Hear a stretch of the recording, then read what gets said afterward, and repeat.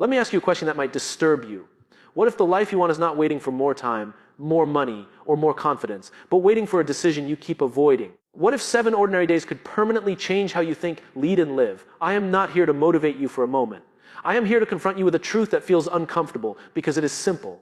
Here is the hook. Most people do not fail because they lack talent. They fail because their daily habits quietly vote against the person they say they want to become. I discovered this the hard way, not through theory, but through action. In 1 week, everything shifted, not magically, not perfectly, but fundamentally. And it started with understanding why habits matter more than goals. Goals are directions, habits are systems. A goal tells you where you want to go. A habit decides whether you ever arrive. When your habits are aligned with your values, progress feels natural. When they are not, even success feels empty. For years, I chased outcomes, titles, approval, results, and for years, I wondered why fulfillment always felt just out of reach. Then something clicked. Change does not start with intensity, it starts with clarity. Clarity about who you are, what you stand for, and what you are willing to do every day. Especially when no one is watching. I stopped asking, what do I want to achieve? And started asking, who do I want to be consistent for? This week was not about adding more to my life. It was about removing what was misaligned. Removing distractions. Removing the stories I told myself about why now was not the right time. And with every small habit I changed, my confidence did not rise because I felt good. It rose because I kept promises to myself. You see, confidence is not a feeling. It is a result. It is the byproduct of evidence. When your actions prove your intentions, trust is built internally. That trust changes how you speak, how you listen, and how you lead. In the next few minutes, I will share 5 habits that reshape my mindset in just 1 week. Not as hacks, not as shortcuts, but as principles you can apply immediately. Listen carefully, because the first habit does not change your schedule. It changes your identity. Stay with me, because the shift you are about to hear challenges comfort, rewards courage, and proves leadership begins with intention daily choices starting right now today. Before I tell you the second habit, let me challenge you with this. If someone watched how you spent your first hour every morning, would they believe the future you say you want? Because the second habit begins with a brutal truth. You do not drift into a meaningful life. You design it starting with how you begin your day. The second habit that changed everything was owning the morning before the world could own me. Not waking up earlier for productivity, not chasing some perfect routine, but choosing intention over reaction. For years, my mornings started with noise, notifications, news, other people's priorities, and without realizing it, I was training my mind to be reactive, not responsible. So I made one decision. The first 60 minutes of my day would belong to my values, not my phone, not my inbox, not my fear of missing out. And that decision changed how every conversation, meeting, and challenge felt afterward. Because when you start your day on purpose, you stop living on defense. I began with a simple question every morning. What is the one behavior today that proves who I say I am? Not 10 tasks, not a long list, one behavior. Some days it was listening more than speaking. Some days it was telling the truth when it felt risky. Some days it was doing the hard thing before the easy one. That question grounded me. Here is the powerful part. Your brain believes what you repeatedly show it. When you start the day by choosing alignment, your brain learns that you are someone who acts with intention. That identity carries weight. It influences your posture, your tone, and your patience. You stop rushing, you start leading. This habit was not about perfection. I missed mornings, I failed sometimes. But consistency does not require flawlessness. It requires honesty. Each morning I returned to the same commitment. Begin before reacting, decide before responding. And something unexpected happened. Anxiety reduced, not because life became easier, but because I felt prepared. Prepared people are not fearless. They are focused. When you choose how your day starts, you choose how pressure lands. Think about it. If leadership is about clarity, then the morning is where clarity is either created or surrendered. You cannot lead others when you have already handed control of your mind to chaos. This habit did not just improve my mornings. It changed my self-respect. Because every intentional morning whispered the same message. I can be trusted. And when you trust yourself, momentum follows. The next habit builds on this foundation. Because once you control the start of your day, you are ready to confront the stories that quietly sabotage your growth. Let me ask you something uncomfortable. When things go wrong in your life, who do you blame first? Because the third habit begins the moment you stop pointing outward and have the courage to look inward. This habit did not feel good at first, but it changed everything faster than I expected. The third habit was radical ownership, not partial responsibility, not shared accountability, radical ownership of my thoughts, my reactions, and my outcomes. I realized that every time I blamed circumstances, timing, or other people, I was giving away my power. And you cannot lead a life you do not take responsibility for. For years, I told myself convincing stories. If the market was better, I would move faster. If people supported me more, I would be confident. If life were fair, things would work out. But here is the truth I finally faced. Blame feels comforting, but it keeps you stuck. Responsibility feels heavy, but it sets you free. So I made a rule for that week. No complaining without ownership. Every time I felt frustrated, I asked a different question. What part of this is mine to own? Sometimes the answer was painful. Sometimes it exposed my ego. But every time it gave me control back. Ownership changed how I spoke. Instead of saying this happened to me, I said this is what I will do next. Instead of waiting to feel motivated, I acted because action creates motivation, not the other way around. And slowly, my mindset shifted from victim to participant. Here is what most people miss. Ownership does not mean blaming yourself for everything. It means recognizing your response is always your responsibility. You cannot control what happens. You can always control what it means and what you do next. That distinction changes how pressure feels. I remember a moment that week when a plan fell apart. Old me would have reacted with anger or excuses. But instead, I paused and asked, what is this teaching me? That pause was powerful. In that space, clarity replaced emotion. I adapted fast, I spoke calmer. I moved forward without resentment. And something unexpected happened again. People responded differently to me. When you stop blaming, you stop defending. When you stop defending, you start listening. And when you start listening, trust grows. Leadership is not about control. It's about credibility. Ownership builds credibility. This habit strengthened my self-respect more than any achievement ever did. Because every time I owned my choices, even the bad ones, I proved to myself that I was capable of growth. Not perfect, but responsible. Once you take ownership of your mornings and your reactions, you become ready for the next shift. Because the fourth habit is not about doing more. It is about choosing courage over comfort when it matters most. Let me challenge you with a question that cuts deep. When was the last time you chose discomfort on purpose, knowing it would make you stronger? Because the fourth habit that changed my life in 1 week was learning to choose courage over comfort, especially when comfort felt justified. Most people think fear is the enemy. It is not.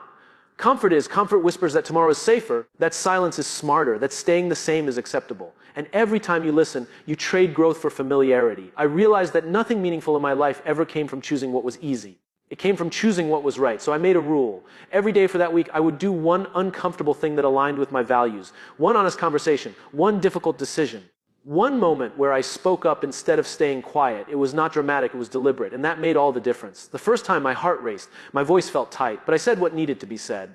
And the world did not end. In fact, something surprising happened. Respect increased, not because I was aggressive, but because I was clear. People trust clarity more than politeness that hides truth. Courage is not loud. Courage is calm. It is the quiet decision to act in alignment even when your emotions argue against you. That week, I learned that fear loses power when you move toward it. Not recklessly, but intentionally. Here's the deeper lesson. Comfort keeps you focused on how you feel. Courage shifts your focus to what matters. And when what matters becomes your compass, emotions stop driving your behavior, values do. That is leadership in its purest form. There was a moment when I wanted to quit this habit. I told myself I had done enough, that I deserved rest. But then I asked a better question. If I stop now, what standard am I setting for myself? That question pulled me forward. Choosing courage rewired how I saw myself. Every uncomfortable action became evidence. Evidence that I could be trusted under pressure. Evidence that fear did not get the final vote. And with each decision, my confidence grew, not from praise, but from proof. People think confidence comes before courage. It does not. Courage comes first, confidence follows. Always. By the end of that week, I noticed something subtle but powerful. Situations that once intimidated me no longer felt overwhelming. Not because they changed, but because I did. When you repeatedly choose courage, your tolerance for discomfort expands. And with it, your capacity to lead. This habit prepared me for the final shift. Because once you act with courage, you must learn the discipline that ensures those actions compound instead of fading. The fifth habit is where everything comes together. Let me leave you with a question that decides whether change lasts or fades. What happens after the motivation ends? Because the fifth habit was not exciting, not dramatic, but it was the one that made everything stick. The fifth habit was consistency without applause. Doing the right thing even when no one noticed, praised, or rewarded it. I realized that short bursts of effort feel good, but they do not build identity. Repetition does, quiet repetition. For that week, I stopped asking whether I felt like doing something and started asking whether it was aligned. If it was aligned, I did it regardless of mood. That shift was uncomfortable at first because it removed emotion as an excuse. But it was freeing. Here is the truth most people avoid. Motivation is unreliable. Discipline is dependable. And discipline does not mean punishment. It means commitment to something bigger than your current feelings. When you understand that consistency stops feeling like sacrifice and starts feeling like self-respect, I created simple rules. Same wake time. Same reflection. Same one courageous action. Same ownership. Same follow-through. Nothing extreme. Nothing heroic. Just repeatable. Because what you repeat becomes who you are. Midweek doubt showed up. It always does. The voice said, this is too small to matter. But I answered it with action, one more repetition, one more aligned choice. And slowly, the doubt lost volume. Consistency builds momentum quietly. You do not feel it day one. You do not see it day three. But suddenly you realize you are not negotiating with yourself anymore. The behavior is becoming automatic. That is transformation. By the end of the week, the biggest change was internal. I trusted myself more. Not because life was perfect, but because my actions were predictable in the best way. Predictable alignment builds inner stability. This habit taught me patience. Real change does not rush, it compounds. And when habits compound, results become inevitable. If you want your life to change, stop waiting for intensity. Choose alignment. Choose repetition. Choose to show up even when it is boring, especially when it is boring, because leadership is not proven in big moments. It is revealed in small, consistent ones. And when you commit to that standard week by week, your life will not just look different. It will feel different, grounded, intentional, and finally fully yours. That is how 1 week became a blueprint, a beginning, and a promise I intend to keep not once, not sometimes, but every single day forward with intention. Courage, ownership, clarity, and consistency always. Let me ask you a question that decides whether this message becomes noise or a turning point. When this video ends, will you return to who you were, or will you protect who you are becoming? Because the sixth shift is not about starting habits. It is about defending them. The sixth habit was learning to protect my standards without apology. I realized something uncomfortable. The moment you change, the world tests you. Not always with resistance, but with subtle invitations to return to old patterns. Stay up late, skip today, relax your rules. Just this once. And just like that, progress quietly erodes. So I made a decision. My standards were no longer flexible based on mood or convenience. They were reflections of my values, and values are not negotiated under pressure. When you lower your standards, you do not gain freedom. You lose direction. This was difficult because people around me were not used to the new boundaries. Saying no felt selfish at first. Leaving earlier felt awkward. Choosing rest over noise felt lonely. But here is the truth I learned. Boundaries are not walls, they are filters. They let the right things in and keep the wrong things out. I stopped explaining myself excessively. I stopped seeking permission to take my own growth seriously. And in that silence, something powerful happened. My energy returned, focus sharpened, respect followed, not from everyone, but from the right people. And that was enough. Protecting standards also meant protecting my environment. What I listened to, what I watched, what conversations I stayed in. You cannot think clearly in a toxic atmosphere. You cannot grow in a space that constantly pulls you backward. So I became intentional about input, not just output. Here is the deeper lesson. Discipline without boundaries collapses. Habits without protection fade. If you want change to last, you must decide in advance what you will no longer tolerate. Distraction, excuses, disrespect toward your own goals. There was a moment when I almost broke this habit. It would have been easier, no one would have noticed. But I would have, and that awareness stopped me. Because self-leadership is about doing what aligns, even when breaking the rule would be invisible. By the end of that week, I felt stronger, not because life was quiet, but because my standards were clear. Clarity creates calm. When you know what you stand for, decisions stop draining you. This habit prepared me for the next level. Because once you protect your standards, you must learn how to sustain growth without burning out. And that is where the next habit takes everything deeper. Let me ask you something most people never consider. What if burnout is not caused by doing too much, but by doing things that do not matter to you? Because the seventh habit was learning how to sustain growth without destroying myself in the process. For a long time, I believed pushing harder was the answer. More hours, more pressure, more sacrifice. And for a while, it worked. Until it did not. I realized that exhaustion was not a badge of honor. It was a warning sign. So this habit was about strategic recovery, not quitting, not slowing ambition, but learning how to refuel with intention. I started listening to my energy instead of fighting it. Not my mood, my energy. There is a difference. Mood changes hourly. Energy reflects alignment. When your actions align with your values, energy returns faster. When they do not, rest never feels like enough, so I built recovery into my discipline. Short pauses, intentional silence, moments to reflect instead of constantly consuming. I stopped filling every gap with noise, and in that space, clarity showed up. Creativity returned. Decisions became easier. Here is what surprised me. Rest is not the opposite of discipline. It is part of it. Without recovery, discipline becomes punishment. With recovery, it becomes sustainable. That week, I learned that leaders who last are not the ones who run fastest. They're the ones who know when to pause without quitting. I also learned to separate tired from discouraged. Tired needs rest. Discouraged needs meaning. When I felt low, I stopped asking what is wrong with me and started asking what is missing. Often the answer was purpose, not effort. This habit required humility, admitting I was human, admitting I had limits. But limits are not weaknesses. They are design features. When you respect them, you last longer. When you ignore them, everything collapses eventually. By the end of that week, my pace felt different, calm but forward, focused but flexible. I was no longer sprinting away from fear, I was walking toward purpose. Sustainable growth is quiet. It does not announce itself, but it shows in how you respond to pressure, in how quickly you recover, in how consistently you show up without resentment. This habit taught me that burning out helps no one. Not your mission, not your people, not you. And once you learn how to sustain yourself, you are ready for the next shift. Because the next habit is about impact, about how your growth begins to influence others without force, without words, simply through example and presence. Let me ask you a question that changes how you see leadership. Are you trying to inspire people with your words, or with who you are when no one is watching? Because the eighth habit was realizing that real influence is not declared. It is demonstrated. I stopped trying to convince people. I stopped trying to explain my growth. I stopped trying to prove anything. Instead, I focused on living in a way that made my values visible through behavior. And something remarkable happened. People leaned in without being asked. Here is the truth. People do not follow ideas. They follow clarity. They follow consistency. They follow someone whose actions and words finally match. Influence does not come from telling others what to do. It comes from showing them what is possible. That week, I became more intentional about how I showed up in small moments, how I listened, how I responded under pressure, how I handled disagreement. I realized that leadership is practiced in the micro moments, not the big speeches. There was a conversation where I could have interrupted. I did not. There was a moment where I could have taken credit. I shared it. There was a situation where I could have reacted emotionally. I paused. None of these moments were dramatic, but they were powerful because consistency builds trust quietly. Here is what most people miss. When you change yourself, you give others permission to change, not through pressure, but through safety. Your discipline creates stability. Your calm creates confidence. Your integrity creates belief. I noticed people asking different questions around me. Not how do you do more, but how do you stay grounded? Not how do you stay motivated, but how do you stay clear? That shift told me everything. Influence had begun. This habit also required restraint. Not every truth needs to be spoken immediately. Not every lesson needs to be taught verbally. Sometimes the most powerful leadership move is patience. Letting people observe, letting them arrive at insight on their own. Leading by example is slower than commanding, but it lasts longer because what people discover themselves, they protect. By the end of that week, I realized something deeply humbling. My responsibility was not to be impressive. It was to be aligned. When alignment is strong, influence becomes inevitable. This habit changed how I measured impact, not by applause, not by recognition, but by whether the people around me felt safer to be honest, stronger to be courageous, and clearer about what mattered. And once you understand influence at this level, you are ready for the final transformation. Because the last habit is not about changing your behavior. It is about redefining how you see yourself permanently. Let me ask you a question that goes beyond habits and routines. Who are you when no one is expecting anything from you? Because the ninth habit was not something I did. It was something I accepted.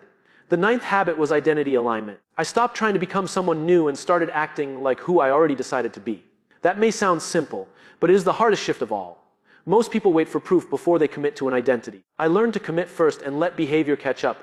I stopped saying I am trying to be disciplined and started acting like a disciplined person would act. I stopped saying I want to be confident and started asking what a confident person would do next. Identity stopped being a hope. It became a standard. Here is the powerful truth. Your brain works to protect your identity. When your identity is clear, habits feel natural. When it is unclear, habits feel forced. This habit removed friction. I was no longer negotiating with myself. I was simply being consistent with who I said I was. This shift also ended comparison. When you are clear on who you are, other paths stop distracting you. Other people's success stops threatening you. You stop chasing validation because your behavior already confirms your worth. There was a moment that week when an old insecurity surfaced. Normally, it would have controlled my reaction. But this time, I paused and asked, does this fit the identity I have chosen? The answer was no. And that made the decision easy. Identity became my filter. This habit taught me that self-belief is not confidence. It is congruence. When your thoughts, words, and actions align, self-doubt has nowhere to hide. You still feel fear, but it no longer leads. By the end of the week, I felt stable in a way I had never experienced. Not excited, not euphoric, stable. Grounded. Certain, and certainty is powerful because it does not depend on external conditions. This habit also made future decisions easier. When opportunities appeared, I asked one question. Does this strengthen or weaken the identity I am committed to? That clarity protected my energy and my focus. Identity alignment turned habits into expressions, not obligations. And once that happened, I knew the change was no longer temporary, it was permanent. Now there is only one habit left, and it is the one that brings everything together, not as a finish line, but as a lifelong commitment to growth, purpose, and leadership. Let me ask you the final question, the one that decides whether this was a story you admired or a standard you adopt. Are you willing to become the kind of person who does not need the speech ever again? Because the 10th habit was making growth a lifelong agreement, not a temporary challenge. This habit was about commitment without an end date. I stopped treating change like a project with a finish line. I stopped saying I will do this for a week, a month, a season. Instead, I made a quiet promise. This is how I live now. Not perfectly, not loudly, but consistently. Most people relapse because they think improvement is an event. It is not. It is a practice. And practices only work when they become part of who you are, not something you visit when life falls apart. I decided that alignment would no longer be my emergency response. It would be my default. That meant forgiving myself faster when I slipped, but never lowering the standard. It meant reflection instead of shame. Adjustment instead of quitting. Growth does not require punishment. It requires honesty and recommitment. I also learned that progress does not always look like acceleration. Sometimes it looks like restraint. Sometimes it looks like saying no to good things to protect the right ones. Maturity is knowing the difference. By the end of that week, I was not a different person. I was a clearer one. Clear about my values. Clear about my boundaries. Clear about my responsibility. And clarity is what sustains momentum long after motivation fades. Here is the truth I want you to take with you. You do not rise to the level of your goals. You fall to the level of your standards. And standards only hold when they are chosen daily, especially on ordinary days when no one is watching. This is not about becoming unstoppable. It is about becoming dependable to yourself. When you do that, confidence becomes quiet. Leadership becomes natural. And your life stops feeling accidental. If 1 week can do this, imagine what a year of alignment could build. Imagine what happens when your habits, identity, and values finally stop fighting each other. So when this video ends, do not rush to the next one. Sit with the questions. Choose one habit, protect it, repeat it. Let it shape you. Because real change does not announce itself. It shows up tomorrow morning in the first decision you make, and the next one after that. And if you choose alignment again and again, this will not be the end of a video. It will be the beginning of a life led on purpose, with clarity, courage, ownership, and consistency every single day from here forward.